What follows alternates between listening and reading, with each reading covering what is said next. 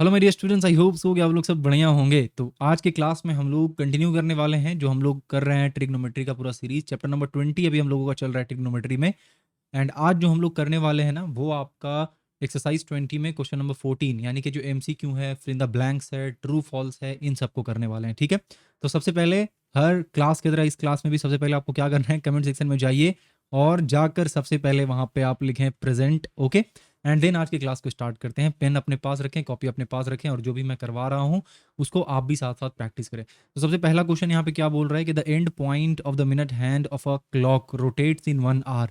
यानी कि जो एक मिनट का हैंड होता है, अगर ये हमारा क्लॉक है, यहाँ पे आपका 12 बज रहा होता है, यहाँ पे 6 बज रहा होता है, यहाँ पे 3 बज रहा होता है और यहाँ पे आपका 9 बज रहा होता है। ठीक है ना। ओके, मिनट का क्लॉक जो है वो क्या, मिनट का जो हैंड है वो क्या बोल रहा है, 1 घंटे में वो कितना बेसिकली यहाँ पे कितना रेडियन बना रहा होगा वो हमसे पूछ रहा है। ठीक है, तो कैसे बताएंगे ये चीज़। देखो, हमारा जो मिनट हैंड 1 घंटे अगर घूमेगा, मान लेते हैं मिनट हैंड अगर हमारा 12 से स्टार्ट हुआ घूमना, तो वो जब वापस 12 पे आता है तब 1 घंटा कंप्लीट होता है, राइट। जिस तरीके से हमारा जो सेकंड वाला जो एक, देखिए घड़ी के अंदर अगर आप देखोगे तो 3 आपको अलग अलग जो है उसके अंदर आपको हैंड दिखेगा। एक एकदम पतला सा दिखेगा, एक उससे थोड़ा सा मोटा लेकिन बड़ा उतना ही रहता है, तीसरा वाला थोड़ा सा छोटा और बड़ा। तीसरा वाला जो है वो आपका क्या है, तीसरा वाला को हम लोग बोलते हैं आर हैंड, यानी कि वो आपका 1 घंटे में क्या होता है, 12 से 1 पे जाता है। ठीक है, वहीं पे जो आपका सेकंड वाला जो कांटा होता है ना, वो हर एक रोटेशन जब कंप्लीट करता है तो टोटल 1 मिनट हो रहा होता है, यानी कि एक रोटेशन जब वो कंप्लीट करता है तो 60 सेकेंड्स कंप्लीट होता है। वहीं पे जो मिनट वाला हैंड होता है ना, मिनट वाला हैंड वो आपका जब एक रोटेशन कंप्लीट करता है, यानी अगर मिनट वाला हैंड 12 पे था और वापस से 12 पे जाएगा, तो अगर 12 बज रहा था तो क्या हो जाएगा, 1 बज जाएगा। समझ रहे हो। तो इसका मतलब अगर 1 घंटे में हमसे पूछ रहा है कि मिनट वाला जो हैंड है वो कितना रोटेट कर रहा है, तो 1 घंटे में मिनट वाला हैंड हमारा 360 डिग्री रोटेट करता है। बिल्कुल करेक्ट है। अब जो हमें यहाँ पे ऑप्शंस दिया हुआ है ना, ये ऑप्शन सारा का सारा रेडियन में दिया हुआ है, यानी हमारे पास इसको क्या करना होगा, कन्वर्ट करना होगा। किसमें कन्वर्ट करना होगा इसको ना भैया, हमें कन्वर्ट करना होगा सर्कुलर सिस्टम में, राइट। ओके, तो सर्कुलर सिस्टम में इसको कैसे कन्वर्ट करेंगे हम लोग, सिंपल सा तरीका मैंने आप लोगों को बताया था। जस्ट इसको आप मल्टीप्लाई कर दें पाई बाई 180 से, कट जाएगा, क्या बचेगा, 18 दूना 36, यानी कि हमारे पास 2 पाई आ रहा है आंसर। ठीक है, आप चेक करें कि 2 पाई आपका कहाँ पे है, तो भैया 2 पाई ना हमारा ऑप्शन नंबर डी है। दैट मीन्स के option D is correct option. ठीक है ना, बढ़िया। चलो नेक्स्ट वाले पे बढ़ते हैं। नेक्स्ट वाले में हमसे बोला है कि पाई/6 रेडियन इक्वल्स टू, एकदम सिंपल है, हमें दिया हुआ वैल्यू है सर्कुलर सिस्टम में सेक्साडेसिमल में, पाई/6 का वैल्यू इनमें से क्या होगा वो बताना है। सिंपली पाई/6 को आप ऐसे लिखें एंड इसको मल्टीप्लाई कर दें। किससे मल्टीप्लाई करेंगे भैया, इसको आप सिंपली मल्टीप्लाई कीजिएगा 180/पाई से। ठीक है, तो यहाँ पे एक चीज़ आपने नोटिस किया होगा, ये वाला चीज़ देखो, यहाँ पे जब हमें सर्कुलर में जाना था तो पाई/180 से कर रहे हैं, जब हमें सेक्साडेसिमल में जाना है तो 180/पाई से कर रहे हैं, जस्ट उसका रेसिप्रोकल।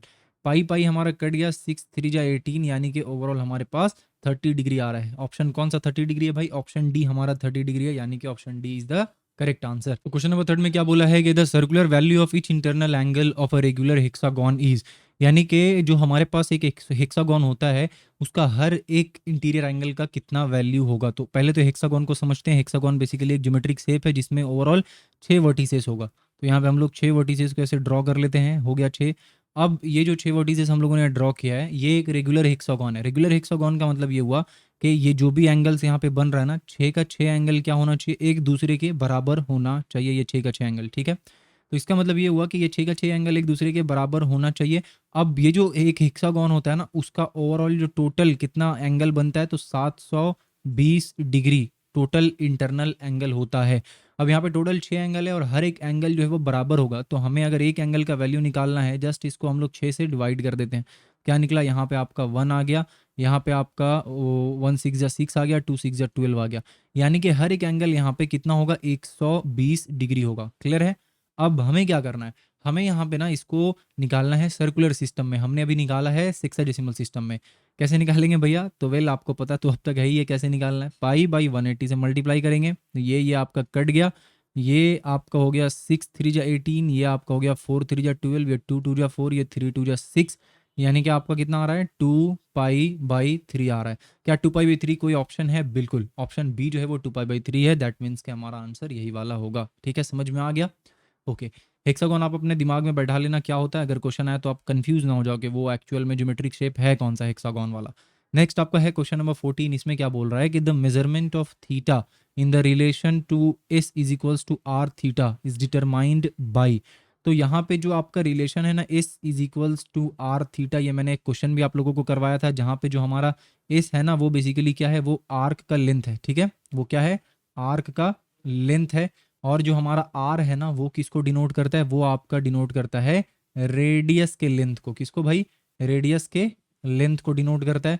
एंड जो हमारा थीटा है ना वो किस चीज़ को डिनोट करता है, वो डिनोट करता है कि उस आर्क से सेंटर में कितना एंगल बन रहा है। तो अब ये जो थीटा का वैल्यू है ये आपका सर्कुलर सिस्टम में आप लोग को सर्कुलर सिस्टम में हम लोग लिख आता है, या फिर इसका वैल्यू आपका सेक्साडेसिमल सिस्टम में आता है। तो सिंपल सी बात है कि ये जो रिलेशन यहाँ पे आप देख रहे हो S is equals to R theta, इसमें जो थीटा का वैल्यू है ना ये आपका आता है सर्कुलर सिस्टम में, यानी कि जो ऑप्शन बी है आपका वो करेक्ट ऑप्शन है। और ये चीज़ आप अच्छे से ना दिमाग में बिठा लेना, दिमाग में याद रखना, ठीक है, कि ये जो रिलेशन है S is equals to R theta, इसमें थीटा जो है वो सर्कुलर सिस्टम में होता है। लास्ट क्वेश्चन एमसीक्यू का क्वेश्चन नंबर 5 में क्या बोला है कि in cyclic quadrilateral A B C D if angle A is equals to 120 degree then the circular value of angle C is. क्या बोल रहा है कि हमारे पास एक साइक्लिक क्वाड्रिलैटरल है, ठीक है, और उसमें एंगल ए हमें 120 डिग्री दिया हुआ है, देन एंगल सी का वैल्यू हमसे पूछा है। What is cyclic quadrilateral? तो ये जो आप चीज़ देख रहे हो ना इसको हम लोग बोलते हैं साइक्लिक क्वाड्रिलैटरल, यानी एक ऐसा क्वाड्रिलैटरल जो कि सर्कल के अंदर हो। ठीक है, एक ऐसा क्वाड्रिलैटरल जो क्या हो, सर्कल के अंदर हो, उसको क्या बोलते हैं, साइक्लिक क्वाड्रिलैटरल बोलते हैं। एंड साइक्लिक क्वाड्रिलैटरल का एक प्रॉपर्टी होता है, और वो प्रॉपर्टी क्या होता है कि जो अपोजिट एंगल्स होगा ना उसको अगर ऐड करें तो 180 डिग्री होगा। फॉर एग्जांपल अगर मैं इसको यहाँ पे ए लिख दूं, इसको यहाँ पे बी दे दूं नाम, इसको सी दूं और इसको डी दे दूं, तो यहाँ पे जो angle A plus angle C है ना इन दोनों को मिलाकर कितना बनना चाहिए, इन दोनों को मिलाकर 180 डिग्री बनना चाहिए। एंड जो हमारा एंगल बी है प्लस एंगल डी जो है ना इन दोनों को मिलाकर 180 डिग्री बनना चाहिए। एंड ओवरऑल हमारा 360 डिग्री एंगल हो गया। ये आपका प्रॉपर्टी है साइक्लिक क्वाड्रिलैटरल का। तो अब हमें क्या बोला है कि एंगल ए जो है ना वो 120 डिग्री है, यानी कि ये वाला एंगल हमें दिया हुआ है कि 120 डिग्री है, और हमसे पूछा है कि एंगल सी का वैल्यू क्या होगा सर्कुलर सिस्टम में। तो कैसे निकालेंगे, देखो मैंने क्या बोला कि angle A plus angle C दोनों अपोजिट एंगल है ना, तो ये दोनों को मिलाकर 180 डिग्री होना चाहिए। हमें पता है कि एंगल ए का वैल्यू कितना है 120 डिग्री, इसको यहाँ पे आप पुट करो, एंगल सी का वैल्यू आप यहाँ से इजीली निकाल लोगे। और क्या आएगा एंगल सी का वैल्यू, एंगल सी का वैल्यू आपका आ रहा है 60 डिग्री। नौ 60 डिग्री को क्या करना है, 60 डिग्री को ना हमें कन्वर्ट करना है किसमें, 60 डिग्री को हमें कन्वर्ट करना है सर्कुलर सिस्टम में। कैसे करेंगे, तो ये रहा हमारा 60, इसको मल्टीप्लाई कर दिए पाई बाई 180 से, तो 6 तिहाई हमारा हो गया 18, यानी कि कितना आंसर आ रहा है, आंसर हमारा आ रहा है पाई बाई 3। ठीक है, यहाँ तक एकदम करेक्ट है, बढ़िया। चलो नाउ आगे बढ़ते हैं और अब हम लोग करते हैं ना ट्रू फॉल्स। ट्रू फॉल्स में क्या बोल रहा है कि the angle formed by rotating a ray centering its end point in anti clockwise direction is positive. यानी कि एक हमारे पास यहाँ पे रे है और एक एंड उसका फिक्स कर रहा हूँ, दूसरा एंड हमारा मान लो यहाँ पे है। ये वाला जो रे है हमारा वो रोटेट कर रहा है कौन से डायरेक्शन में, एंटी क्लॉकवाइज में, यानी कि आपका इस डायरेक्शन में रोटेट कर रहा है। तो अगर इस डायरेक्शन में रोटेट कर रहा है तो हमें बोल रहा है कि वो एंगल क्या होगा, वो एंगल हमारा पॉजिटिव होगा। ट्रू या फॉल्स? तो भैया इस वाले तरफ का जो एंगल जो होता है वो तो बिल्कुल पॉजिटिव होता है, और इस वाले तरफ का जो एंगल होता है वो हमारा क्या होता है, नेगेटिव होता है। ये तो हम लोगों को पता ही है। मतलब ये वाला जो है आंसर इसका क्या होगा, पहले वाले का ट्रू होगा। दूसरा वाला बोल रहा है the angle formed for completely rotating a ray twice by centering its end point is 720 degree.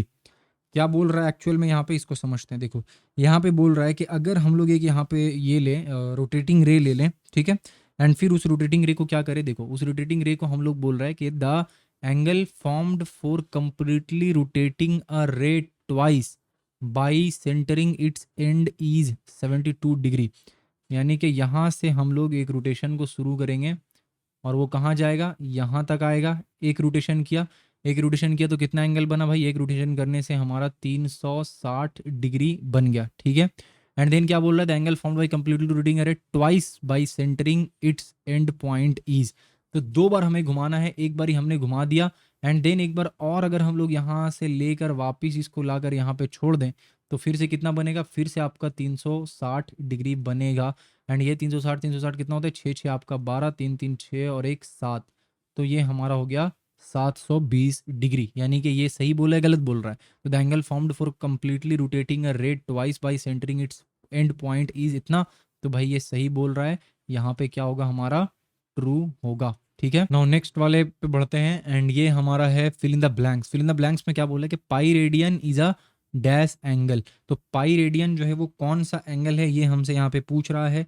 तो पाई रेडियन जो है वो बेसिकली यहाँ पे आप बहुत कुछ सोच सकते हो, बट एक्चुअल में जो चीज़ ये पूछ रहा है ना, वो ये पूछ रहा है कि पाई रेडियन वेरिएबल होगा या फिर आपका कांस्टेंट होगा। तो यहाँ पे हमें लिखना है कि पाई रेडियन जो है वो एक कांस्टेंट एंगल होता है, यानी कि पाई रेडियन ऐसा नहीं कि चेंज होगा। पाई रेडियन जिस तरीके से 60 डिग्री क्या है, 60 डिग्री जो है वो 60 डिग्री ही है। 60 डिग्री तो 50 डिग्री नहीं हो सकता है, 10 डिग्री नहीं हो सकता है, 1 डिग्री नहीं हो सकता है। इसी तरीके से पाई रेडियन भी एक कांस्टेंट एंगल है। तो आंसर क्या होगा इसका, कांस्टेंट होगा। दूसरा, in sexagesimal system 1 radian equals to. तो सेक्साडेसिमल सिस्टम में 1 रेडियन कितने डिग्री के बराबर होता है, ये हमें बताना है। और ये चीज़ आपके बुक में ऑलरेडी लिखा हुआ है, राइट, कि कितना होता है 57 डिग्री। एंड एक क्लास में मैंने आप लोगों से पूछा भी था, एंड आप में से बहुत सारे स्टूडेंट्स ने कमेंट भी किया, मैंने सारे कमेंट्स को लाइक भी किया उसमें। ठीक है, तो कितना डिग्री है ये आपके बुक में लिखा हुआ, आप इसको देख सकते हो। प्लस यहाँ पे भी देख लो 57 डिग्री 16 मिनट 22 सेकेंड अप्रॉक्स होता है 1 रेडियन। ठीक है, लास्ट क्वेश्चन बोल रहा है फिल इन द ब्लैंक्स में the circular value of the supplementary angle of the major इतना इज। तो circular value of the supplementary angle of the major इतना इज क्या होगा, ये हमसे पूछ रहा है। तो हम इसको कैसे निकालेंगे, पहले तो ये समझना होगा कि सप्लीमेंट्री एंगल एक्चुअल में है क्या। तो सप्लीमेंट्री एंगल मतलब ये हुआ कि 2 एंगल होगा एंड उन दोनों एंगल को अगर ऐड करने से, 2 एंगल को ऐड करने से अगर 180 डिग्री हमारा आ रहा है, देन वो दोनों एंगल हमारा क्या कहलाएगा, सप्लीमेंट्री एंगल कहलाएगा। सिंपल यहाँ पे बात हो गया। ओके, अब 180 डिग्री जो होता है वो एक्चुअल में किसके बराबर होता है, तो 180 डिग्री जो है वो हमारा बराबर होता है पाई रेडियन के। ठीक है, तो 180 डिग्री हमारा किसके बराबर है, 180 डिग्री हमारा बराबर है पाई रेडियन का। यहाँ तक क्लियर है। तो अब यहाँ पे हमें क्या पता करना है कि इस वाले के साथ कौन सा चीज़ ऐड करने से पाई रेडियन हो जाएगा। तो मैं यहाँ पे 3 पाई/8 लिख रहा हूँ एंड इसके साथ एक वेरिएबल जो कि एक्स है उसको ऐड कर रहा हूँ, और मैं बोल रहा हूँ कि यही वो आपका क्या है, यही वो सेकंड वाला एंगल है, ये मैंने लेट कर लिया। ठीक है, अब ये दोनों को ऐड करके कितना आना चाहिए, पाई आना चाहिए। यहाँ से मैं एक्स को इधर ही रहने देता हूँ, पाई को यहाँ पे रखूंगा, तो यहाँ जाकर क्या हो जाएगा 3 पाई/8 नेगेटिव में हो जाएगा।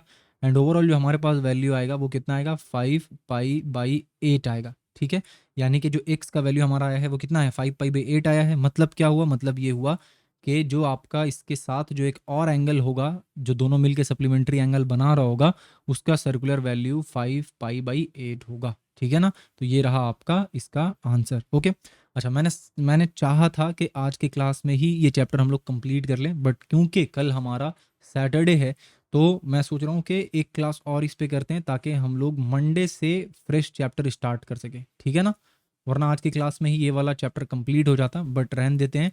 सैटरडे को जो हमारा क्वेश्चन नंबर 15 है उसको भी कर लेते हैं, और उसके बाद हमारा संडे को एक दिन ऑफ हो जाएगा, आप लोग भी थोड़ा सा चिल कर लेना।